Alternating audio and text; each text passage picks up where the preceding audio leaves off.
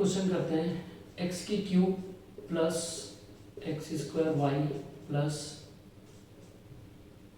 X y square plus y की cube is equal to 81। उससे पूछा है यहाँ पे d Y by D x की वैल्यू बताइए क्या आएगी। ठीक है, तो देखिए बच्चों कैसे कर सकते हैं इसको। अगर आप देखो तो इम्प्लीसिट फंक्शन है ये भी, वाई और एक्स सारे एक साथ लिखे हुए डिपेंडेंट और इंडिपेंडेंट वेरिएबल।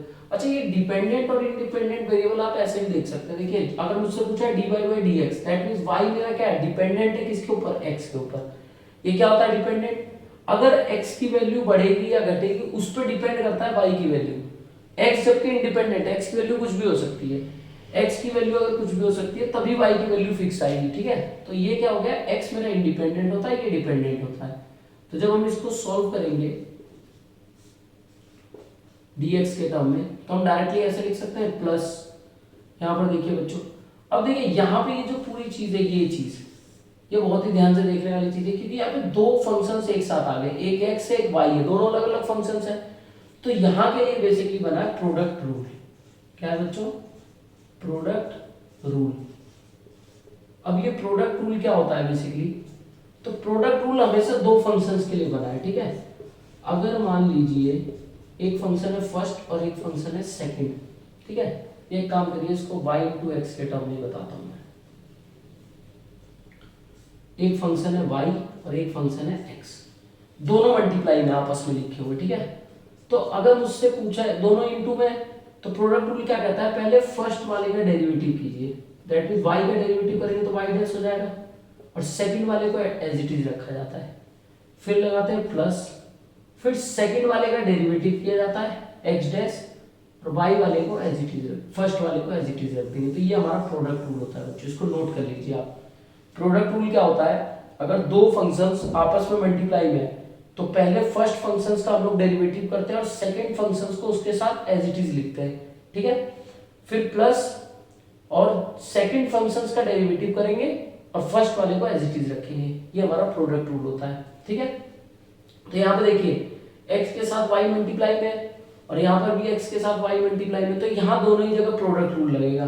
ठीक है, मैं आपको करके दिखाता हूँ इसको किस तरीके से, इसको मिटा देता हूँ। तो देखिए यहाँ पे जब मैं इसके अंदर प्रोडक्ट रूल लगाऊंगा यहाँ पे d x square y upon d x, मुझे इसका डिफरेंशिएशन निकालना है। Similarly d upon d x, इधर इसकी वैल्यू बतानी है, प्लस वाई की cube upon d x is equal to 80। Constant का हमेशा जीरो होता है। ठीक है, ये मैं अभी एक्सप्लेन कर दूंगा कॉन्स्टेंट का डिफरेंशिएशन जीरो क्यों आता है। तो ये तो जीरो हो जाएगा कॉन्स्टेंट। अब इसको जब हम आगे सॉल्व करेंगे तो देखिए एक्स की क्यूब तो 3 आगे आ जाएगा, डिफरेंशिएशन में क्या होता है, पावर आगे आ जाती है और एक पावर माइनस हो जाती है। जैसे बताया था नहीं फर्स्ट वीडियो में अपनी कि अगर एक्स की पावर n का आप डिफरेंशिएशन करते हो एक्स के टर्म में, तो n इंटू एक्स की पावर n माइनस 1, मतलब पावर जो होती है वो आगे आ जाती है और देन उसमें से माइनस 1 कर देते हैं। ये मेरा आंसर होता है। तो यहाँ पर देखिए 3 आगे आया तो यहाँ पे हो गया एक्स स्क्वायर। ठीक है बच्चों, प्लस अब यहाँ पर बच्चों प्रोडक्ट रूल लगेगा, दो फंक्शन से एक साथ आ गए। तो प्रोडक्ट रूल क्या कहता है, पहले फर्स्ट का डिफरेंशिएशन मतलब एक्स स्क्वायर का differentiation into Y plus second का differentiation that means D Y by D X. ठीक है, और सेकंड को फर्स्ट को एज इट इज। यहां तक लग गया प्रोडक्ट रूल। आप चाहते तो इसको आगे लिख देते तो ज्यादा कहीं ऐसा ना लगे कि ये इसके साथ मिक्स है, इतना पार्ट अलग है। ये एक काम तो इसको इधर ही लिख देता, नहीं तो कुछ बच्चे कंफ्यूज हो जाएंगे। ठीक है, अब सही है। प्लस यहां पर भी सिमिलरली प्रोडक्ट रूल लग जाएगा, फर्स्ट का डिफरेंशिएशन तो पहले सेकंड का एज इट इज रखिए,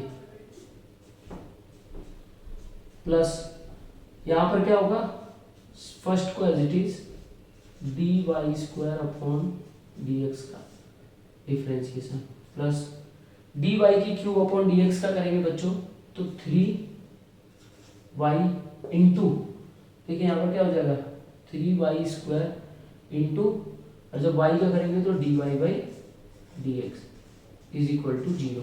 ये पूरी एक लाइन में इतना आया अभी तक। अब इसको जब और सॉल्व करेंगे हम लोग,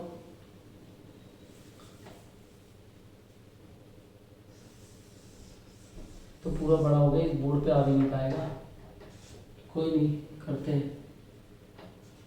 ये हो जाएगा 3x² प्लस, जब इसको देखिए सॉल्व करेंगे तो ये जाएगा 2y इंटू एक्स।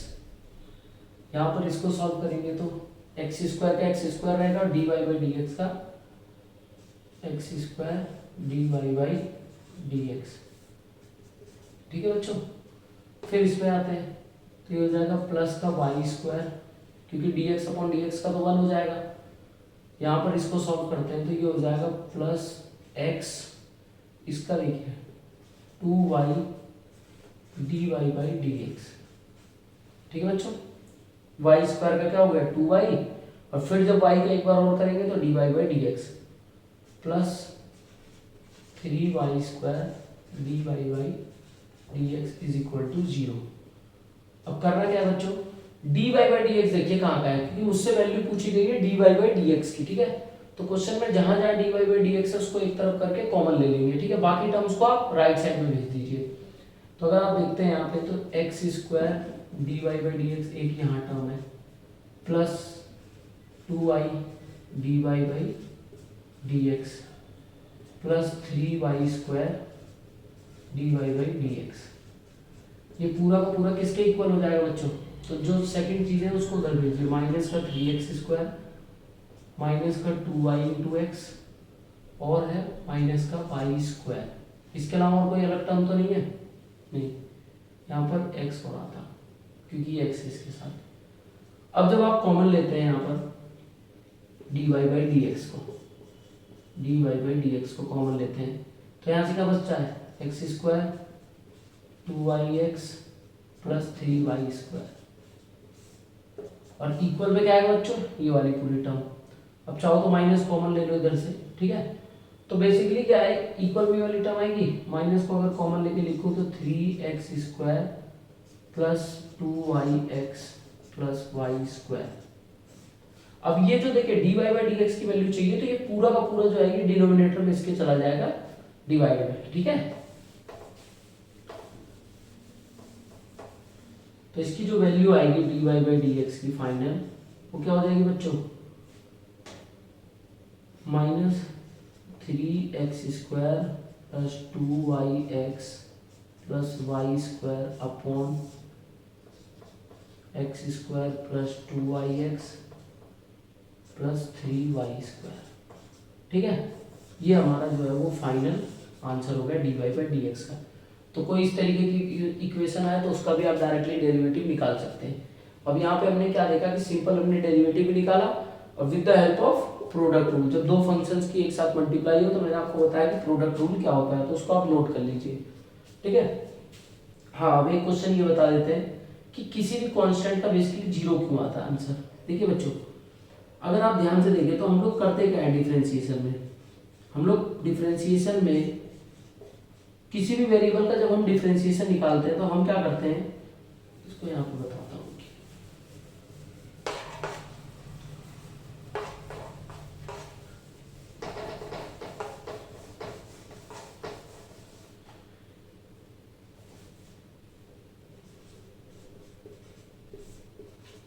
ठीक है, तो हम लोग क्या करते हैं, पावर को आगे लिया और पावर में से 1 माइनस करते हैं। यही तो चीज होती है डिफरेंशिएशन, पावर को आगे कोफिशिएंट के टर्म में लिख देना और पावर में से 1 माइनस कर देना, दैट इज द डिफरेंशिएशन।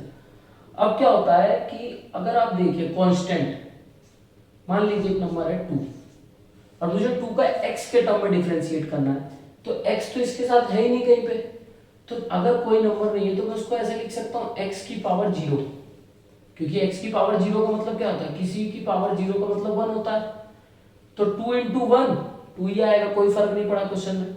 तो अगर मुझे 2 का डिफरेंशिएशन x के टर्म में करना है ना, तो मैं इसके साथ लिख सकता हूँ 2x की पावर 0। अब बच्चों अगर मैं ऐसा लिख सकता हूँ, तो अगर मेरे से पूछा है dy बाई डी एक्स निकालो आप, तो 2 बाहर आ जाएगा, बचा d की पावर x, ये बचा। अगर आप इसका डिफरेंशिएशन करते हैं तो देखिए 0 आगे आएगा, 0 x की पावर 0 माइनस 1। अब कोई मतलब नहीं, अगर 0 कोफिशिएंट में आ गया यहाँ पे तो जीरो सबको जीरो बना देगा मल्टीप्लाई होने के बाद, इसलिए कोफिशिएंट का आंसर हमेशा जीरो होता है डेरिवेटिव के केस में। ठीक है बच्चों, तो इसको आप नोट कर लीजिए। कभी भी आपको डाउट आए कि कांस्टेंट का, जैसे कुछ बच्चे क्लास में पूछते भी हैं कि सर कांस्टेंट का 5 है जैसे, तो 5 का आंसर जीरो ही क्यों होता है, कांस्टेंट का जब डेरिवेटिव निकालते हैं, तो इसका बहुत ही सिंपल सा रीजन ये है। ठीक है, आप इसको मैथमेटिकली सॉल्व करके देख भी सकते हैं।